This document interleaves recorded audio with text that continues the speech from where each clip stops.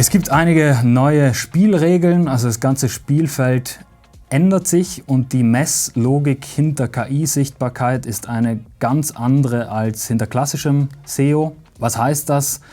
Das Ziel im klassischen SEO sind Top-Rankings für häufig gesuchte Keywords und das ist ein deterministisches Spiel, bedeutet Keyword-Rankings sind relativ stabil, ändern sich natürlich auch im Laufe der Zeit.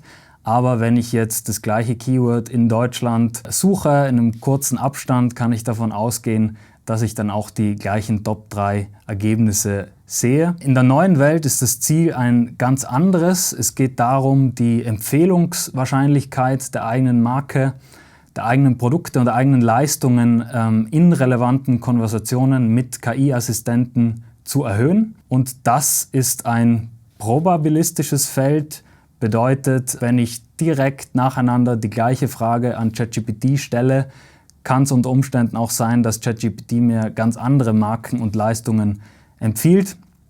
Und das Ganze ist nicht mehr vergleichbar. Es gibt daher auch kein Ranking in AI-Search in dem Sinne. Kann man sich so vorstellen, bei den Olympischen Spielen gibt es 3 Gewinner und egal von welchem Land ich mir das Ganze anschaue, das sind die 3 Gewinner. In der neuen KI-Welt wäre es dann so, wenn man das auf das Beispiel anwendet, dass ich, je nachdem aus welchem Land ich mir das anschaue, auch wenn es zur gleichen Zeit ist, dass immer 3 andere Gewinner da stehen. Und ich glaube, man versteht, dass das Ganze keinen Sinn macht. Man braucht da eine andere Herangehensweise. Was macht der User? Früher war das eben einfache Schlagwortsuche in der Google-Suchleiste. Also es ging hauptsächlich um Google und häufig war eben nicht klar, was der User eigentlich meint mit den Keywords, die er da sucht und welches Ziel dahinter steht. Heute ist es wirklich eine menschliche Konversation mit ganz klaren Zielen, die der User verfolgt. Es gibt viel Kontext, den der User auch preisgibt und es werden Rückfragen gestellt. Ja, wenn KI-Informationen fehlen, fragt KI auch danach, der User antwortet wieder darauf und antwortet auch genauso, wenn ihm die Antwort der KI vielleicht nicht gefällt. Man hat eigentlich wirklich eine reale Konversation, ähnlich wie mit einem Menschen. Und das ist der große Unterschied und natürlich nicht vergleichbar mit einer einfachen Schlagwortsuche, wie es früher war und auch immer noch in der klassischen Suche ist. Wie schaut es mit Kennzahlen aus? Im klassischen SEO ist das, glaube ich, für die meisten nichts Neues. Man schaut sich Klicks an, Click-Through-Rate, Impressionen, Keyword-Positionen für bestimmte URLs der eigenen Website in den Google-Suchergebnisseiten und das Ganze ist sehr genau messbar. Beim Thema KI-Sichtbarkeit gibt es andere Kennzahlen, sind hauptsächlich Erwähnungen und Website-Zitate von Marken, Produkten, Leistungen in KI-Antworten. Und das Ganze macht man nicht nur auf Google, sondern auch in ChatGPT, Claude, Grok, Microsoft Copilot etc. gängigen KI-Assistenten, die eben von den eigenen Kunden aktiv genutzt werden im Rechercheprozess, wenn man jetzt Anbieter oder Produkte auswählt. Der aus meiner Sicht größte Unterschied ist die Messmethode bzw. die Messmethoden hinter dem Ganzen. Im SEO ist das Ganze einheitlich. Alle arbeiten mit den gleichen Daten, die stammen in der Regel aus Ahrefs, SEMrush oder eben der Google Search Console direkt. Dadurch sind auch Sichtbarkeitsgraphen miteinander vergleichbar, je nachdem wer die Analyse macht. Also spielt eigentlich keine große Rolle, wer die Analyse macht.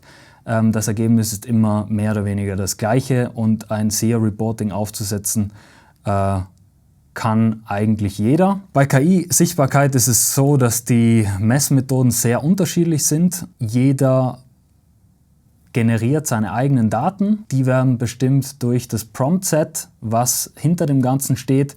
Und auch das natürlich wird beeinflusst durch die Art und Weise, wie man das Ganze aufsetzt, mit welchem Kompetenzniveau das auch basiert. Und jeder hat eigentlich eigene Datenquellen und andere Qualitätsstandards, wie gemessen wird. Und das Ganze ist deshalb auch nicht miteinander vergleichbar.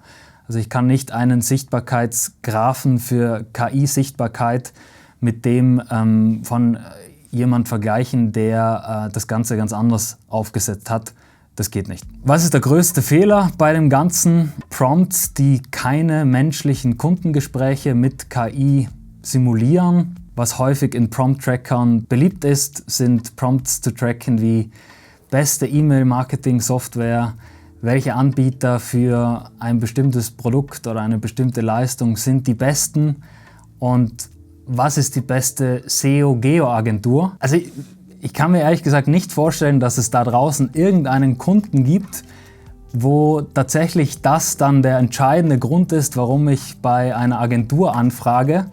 Wenn jetzt KI per Zufallsprinzip irgendeine Bestenliste generiert und man da dann auf Platz 1 steht und das ist dann der kaufentscheidende Grund, vor allem wenn es um 6- oder 7-stellige Jahresbudgets geht, wie es ja in der Branche üblich ist, kann ich mir nicht vorstellen. Also man kann natürlich nachvollziehen, dass das im Keyword-Tracking Sinn macht und es da genau viele solche Keywords gibt, die auch ein hohes Suchvolumen haben. Das lässt sich aber dadurch begründen, weil man eben diese kurze Schlagwortsuche braucht, um überhaupt sinnvolle Ergebnisse zu erhalten und früher die Suchmaschine längere Fragen nicht verstanden hat. Das ist der Grund, warum das Suchvolumen für diese Keywords auch so hoch ist.